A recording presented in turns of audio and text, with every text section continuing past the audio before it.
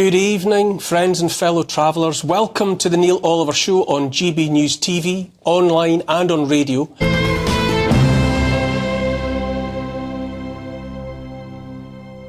The warmongers have their tails up, that much is obvious. A person must wonder what gods it is they worship, gods that demand blood sacrifice on such a scale. Ukraine is not quite sacrificing its children yet, but given the youthful faces of some of those en route to the fighting front, it's a close-run thing. The death toll in Ukraine is already estimated by Western intelligence agencies at 500,000 souls, a scale of loss of human life in conflict not seen in Europe since World War II, and still the warmongers have not yet drunk their fill. In the United States Congress last week, in the House of the American people, on sacred ground, if you will, members were on their feet to celebrate their decision to send another $60-odd billion to that charnel house. 500,000 human beings cold in the clay, $60 billion. We've learned to bandy these numbers around, like we understand them, like we can meaningfully visualise them. It would take a person 6 days of non-stop counting, day and night, to reach 500,000. To count as high as 1 billion would take a person 32 years. In this way, are we losing touch with meaning, including the meaning and, more importantly, the value of every human life? There in Congress, in that place sacred to patriots, elected representatives waved Ukrainian flags, a tide of blue and yellow, to show how pleased they were with their cash cow, a gift that keeps on giving. New Jersey Representative Bill Pascrell Jr. wore a flag as a cape around his shoulders. To describe that flag waving as a breach of protocol in that place is to put it mildly. Viewed from the outside, it looked like mockery of all that's decent. They were so happy, those elected representatives, and for reasons that make sense to warmongers, those reasons being dollars and cents. Just like the hundreds of billions of dollars already laundered through the tortured turf of Ukraine, the bulk of the latest unimaginable sum will end up where it began, in the US. What goes around comes around, all the way back to the bank accounts of the component parts of the intelligence military complex. The same is true of the pounds and euros and the rest of the currencies flowing like water through that benighted place, made to look like it's defending democracy, when in truth it has only ever been about enriching those who peddle and promote war for a living. Those sums leave those countries via the front door and return via the back door. On another note, I'm loath to ponder what they call little man syndrome, but if the little cap fits, I look at the leaders of Europe, Rishi Sunak, Olaf Scholz of Germany, Emmanuel Macron of France, Volodymyr Zelensky of Ukraine, all of them excited by thoughts of war fought by other men's sons and daughters. And notice they all fit the bill of those exhibiting the Napoleon complex. Prime ministers and petit presidents, the lot of them. But all of them evidently have something to prove, and you know that for sure because the narrative is shifting under our feet, inexorably pulled by the lure of filthy lucre.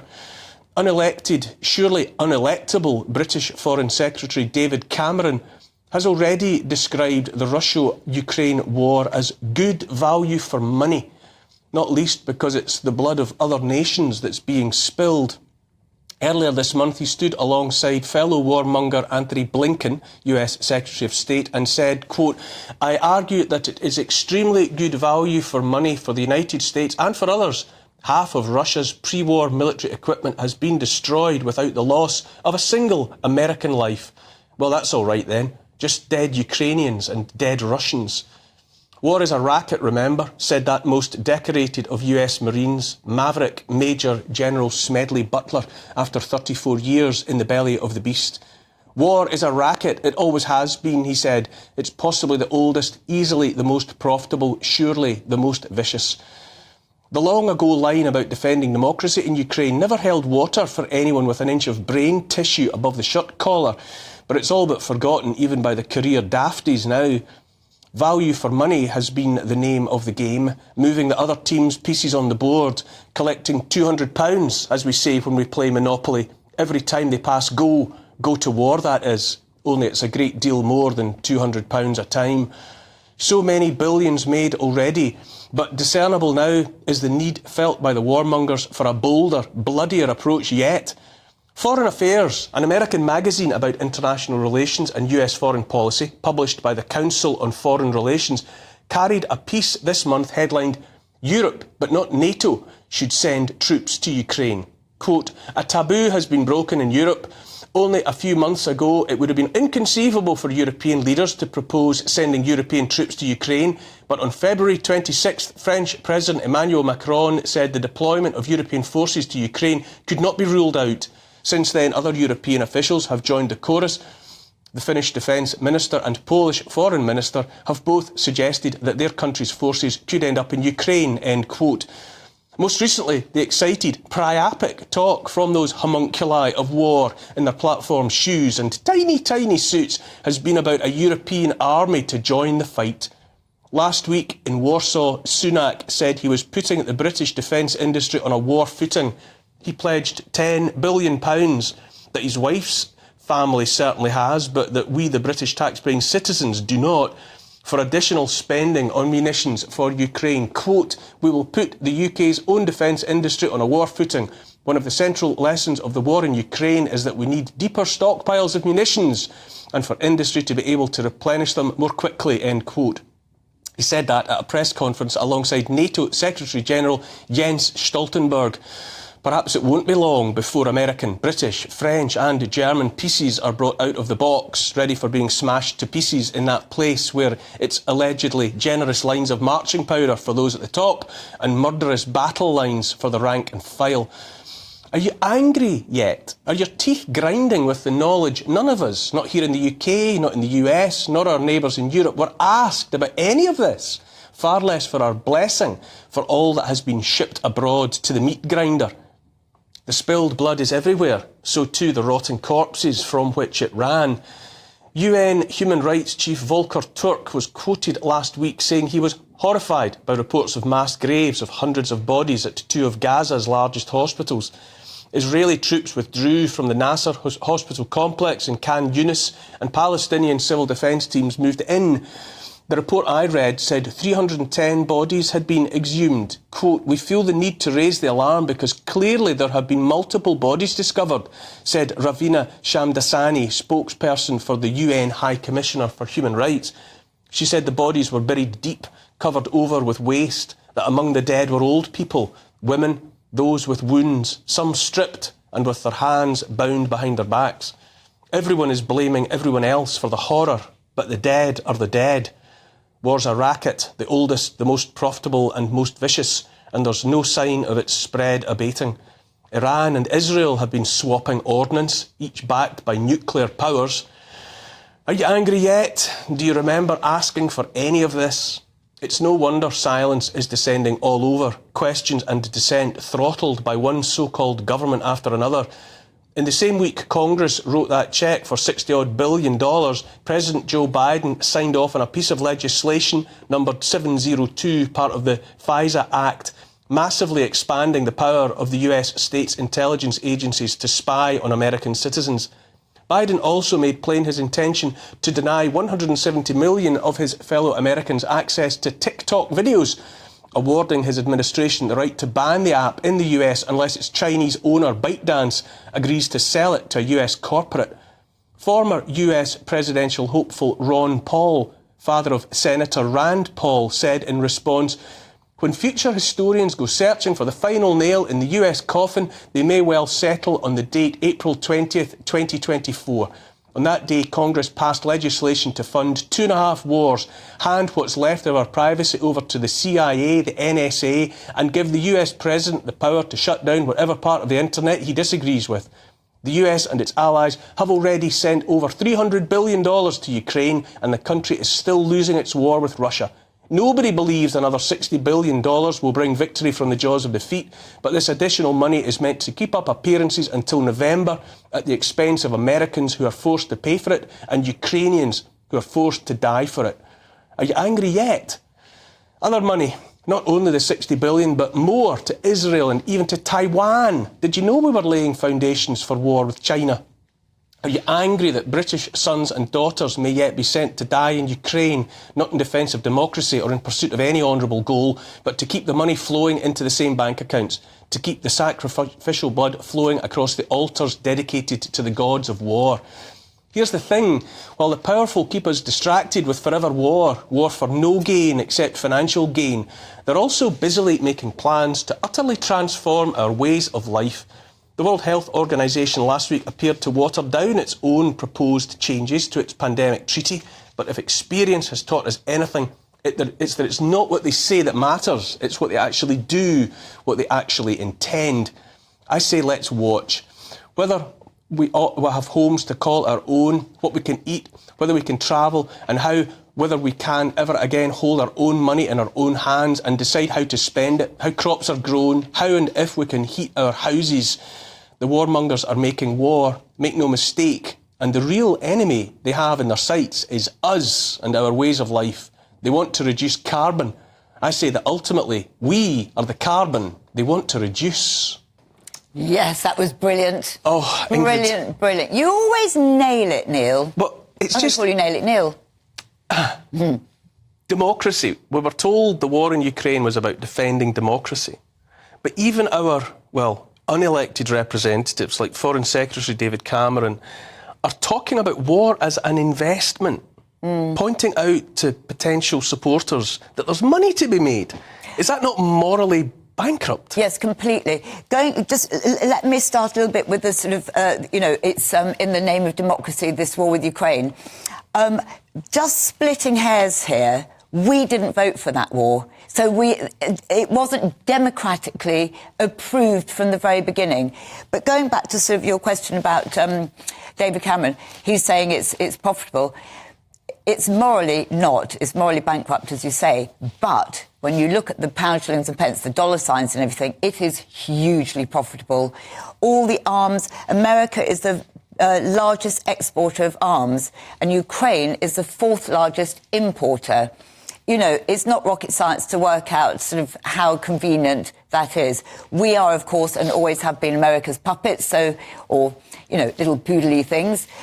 So that plays into all of that. So we're always going to agree with what they do. But what chokes me is anyone with any sense can work out that there's money to be made in war. War's a racket, as I quoted Smedley Butler saying. But it's the fact that they're now confident, our representatives, of saying as much. You know, all the highfalutin talk about, preserving democracy, fighting the good fight, fighting on the beaches or on the landing grounds. Yeah. All of that's just, never mind about any of that. And never mind about you little people either. But it's not now, it's a brainwashing, because we can't see and we don't get where it's going, apart from the fact that people do see, is that this is a war that can never be won. Ukraine will never be victorious in this, and all it's going to do is just going to provoke something larger and greater.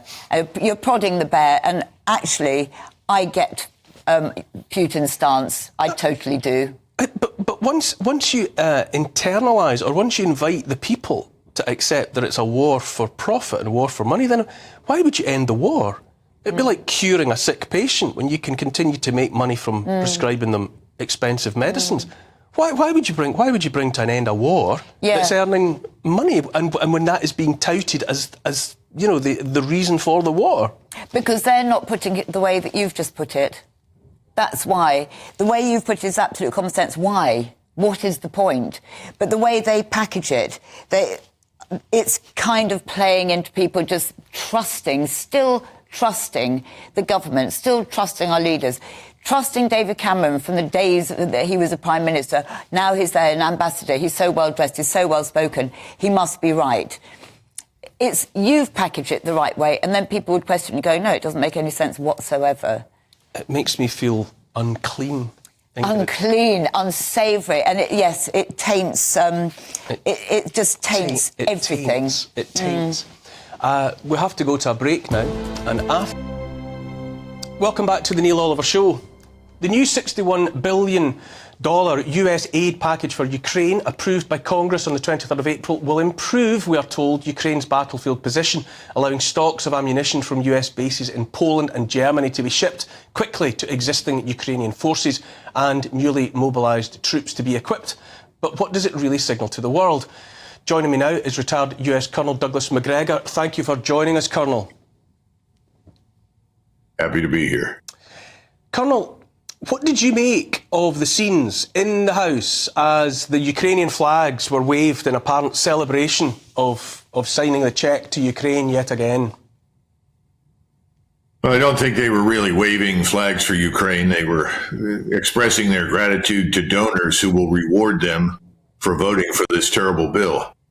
Probably 60 to 70% of the cash will never reach Ukraine. It'll end up being circulated through the giant laundering machine here in Washington that moves funds to the Department of Defense, from the Department of Defense to military industrial production, to clients, donors, and then eventually parts of it end up back on the Hill in people's reelection funds.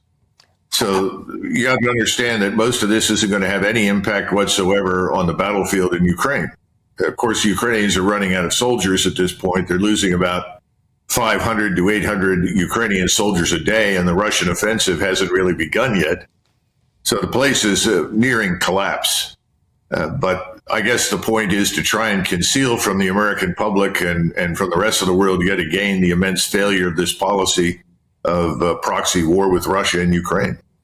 How did we get to this point? I mean, I think, those of us that are old enough and ugly enough, we've realised that there's money to be made in a time of war, but that it's so naked now, that it's being pushed now almost as the point of the war in Ukraine. How have we, evolved, if that's the right word, to such a morally bankrupt state of affairs? Well, I can't speak for what the population or the electorate is like in Great Britain, but here in the United States, I think large numbers of Americans have been very complacent. And by complacency, I mean haven't taken much interest in foreign and defense policy. The average American thinks that if you spend $1 on defense, you get $1 of national security at the other end of the process. That, of course, is nonsense. And they don't have a real feel for how many billions of dollars are wasted on a daily basis by the Department of Defense, or for that matter, by the government. Americans are beginning to figure out that they have no representation in Washington, that the parties are irrelevant. We are supposedly governed at the behest of two parties, but in truth, we have one party. It's called the Uniparty, which is why there were only 21 Republicans who refused to support the bill. So there is no representation. Americans are beginning to figure it out, but there are still Americans who think that the coming election could change something. And you would think by now they would have figured out that it doesn't make much difference who you vote for. You get the same bad outcome. It feels as though finally the emperor, in the form of the US, is being exposed as wearing no clothes. We've always been sold this idea of the invincibility of the US war machine, and clearly the way events have unfolded in Ukraine must be making it clear even to the most patriotic American that those days are over. No, I don't think so. I think that there's a great deal of effort made in Washington, D.C. to create the illusion that we are still the great power of 1990 and 91. Now, there are plenty of intelligent Americans who can look around inside our country and realize that the breakdown in the rule of law, the massive invasion of foreigners that no one invited and no one wants, that's evidence for a collapse inside the country. They can see what's happening on the border. So that if you ask the average American, what's your top priority, what do you want to happen immediately, number one is close the border and restore the rule of law. Foreign and defense policy is frankly way down the list. It always has been.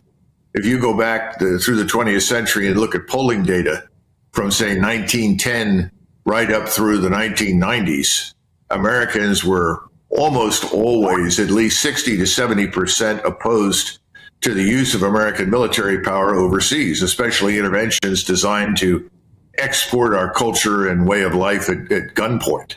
So that's never been popular. But Americans have entrusted the funding and decision-making to people they thought represented them. Now it's becoming increasingly clear, though not entirely yet, that that's not the case. Earlier in the show, Colonel, I mentioned the British Foreign Secretary, David Cameron, speaking relatively recently about the war in Ukraine being great value for money, which is a form of words and an attitude that troubles me profoundly. I'll just play the clip, and I'd like to hear your reaction to the tone. We know that it is right to stop Putin's aggression. We know it's right for our own militaries and our own production bases to ramp up production, not just for Ukraine, but for our own stocks. And as Tony said, so many of the jobs created will be jobs created here in the United States, and indeed, when we're dealing with our own weapon systems, jobs in the UK. War is value for money. War is an investment for those who seek to make money. How did we get here? Well, it goes back to the narrative. Who are the people that had spun this narrative that one day President Putin woke up in the Kremlin and decided that it was a great idea to attack Ukraine? That's a lot of nonsense. We've been working, certainly for the last 10, some people would argue for the last 20 years, to provoke the Russians, to push them into doing exactly what they did.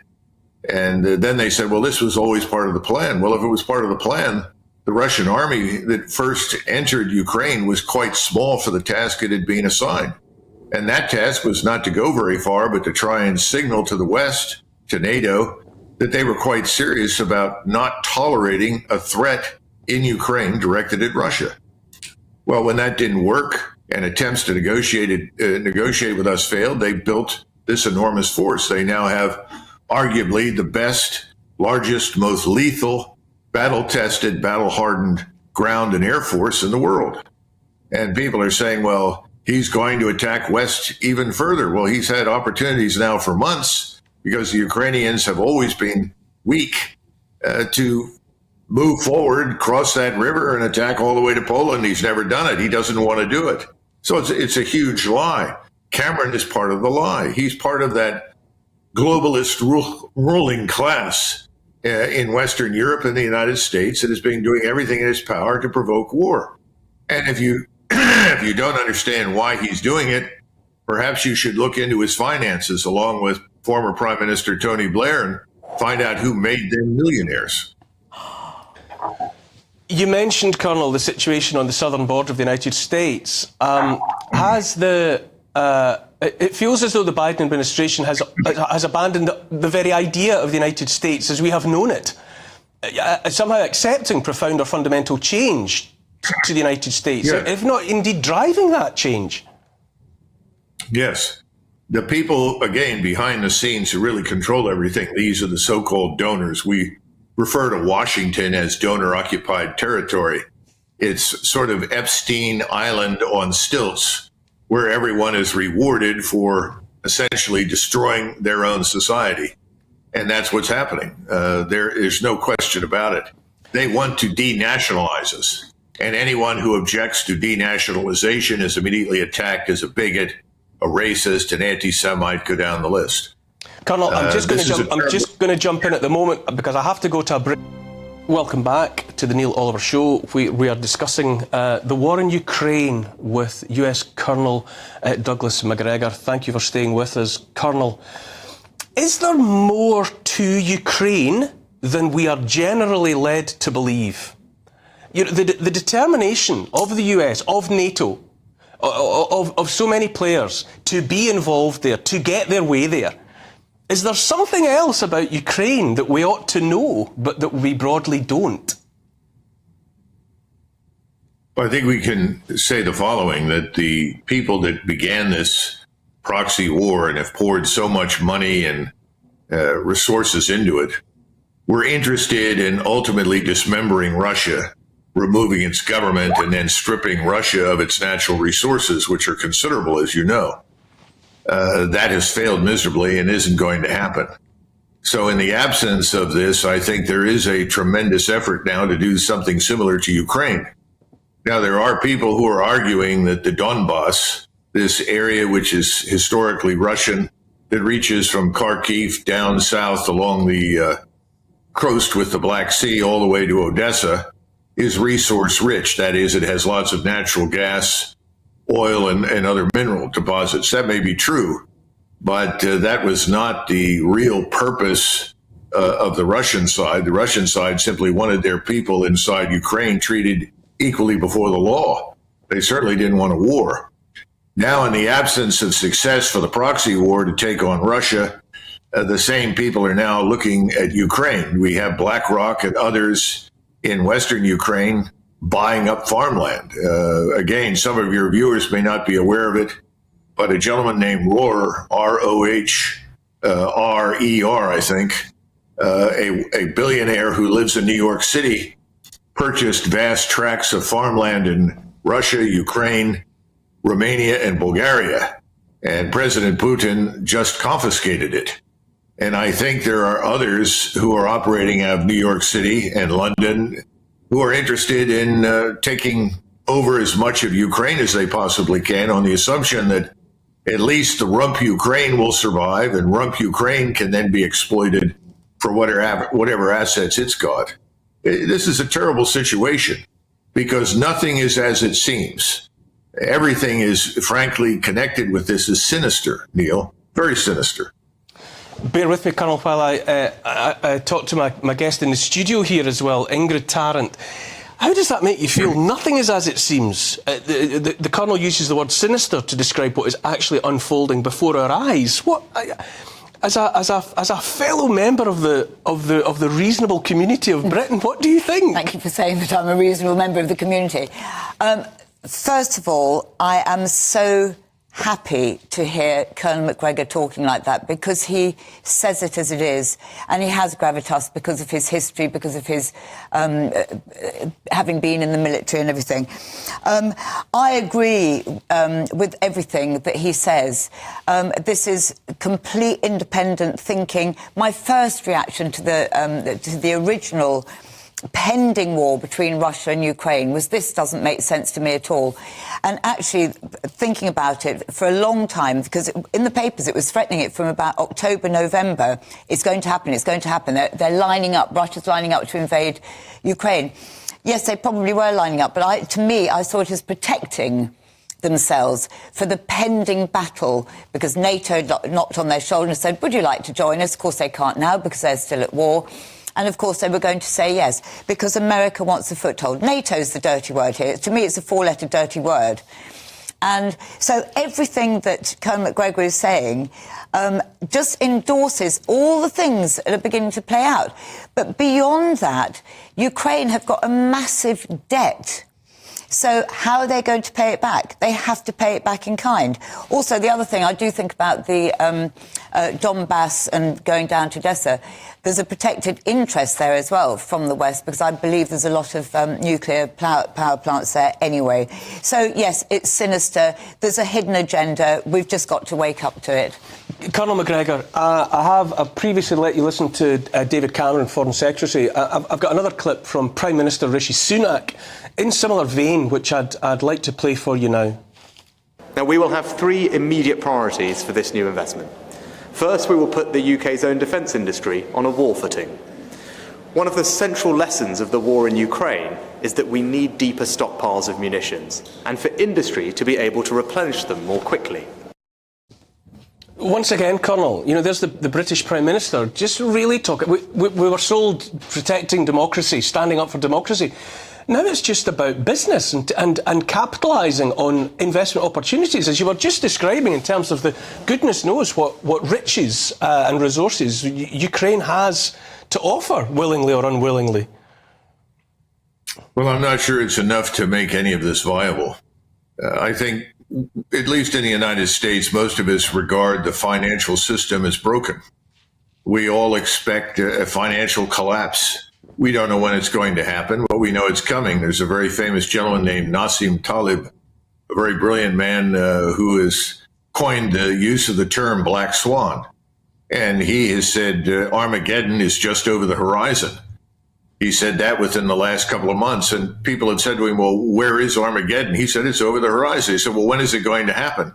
He says, it's going to happen. He said, I can't give you the date and time. We don't know what the trigger will be.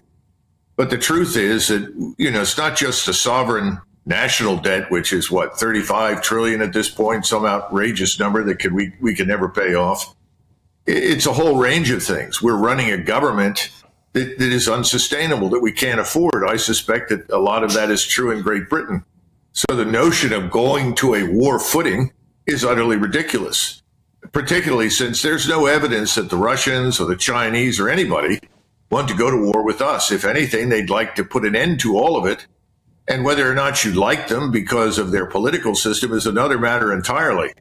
They're about doing business, and that's what we should be about doing. But instead, we are provoking.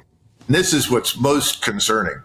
We're engaged from Armenia to Norway in finding ways to provoke the Russians in the hopes that they are going to presumably attack us, which makes no sense at all because it's nothing that they want to do. And we're not interested in escalating anything, yet that's exactly what we're doing. We are escalating day in and day out against Russia. This has got to stop because at some point, the restraint that President Putin has exercised will end. When that ends, we're staring at Armageddon, not just on the financial level, but potentially strategically. Colonel Douglas McGregor, I'm going to leave it on that note. It's a pessimistic note, of course, but I think it's wholly opposite. And your tone of voice, listening to you, I find so informative. Thank you so much once again for making time to illuminate us. Sure, thanks, Neil. All the best.